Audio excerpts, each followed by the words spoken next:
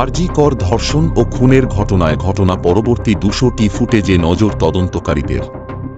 শিয়ালদহ আদালতে status report জমা দিল সিবিআই। ওই রিপোর্টে সিবিআই উল্লেখ করেছে, আরজি কর ধর্ষণ খুন কাণ্ডে নতুন করে 12 জনের বয়ান রেকর্ড করা হয়েছে। অন্যদিকে আদালতে নির্যাতিতার পরিবারের তরফে তদন্ত নিয়ে ফের প্রশ্ন তুলে খাম বন্ধ অবস্থায় তাদের নিজস্ব বক্তব্য পেশ করা হয়েছে। তাতে নির্যাতিতার মৃত্যুর পরও তাঁর ফোন কেউ বা কারা ব্যবহার করেছেন বলে আদালতে তথ্য ও প্রমাণ দিয়ে সওয়াল করেছেন তাদের আইনজীবী।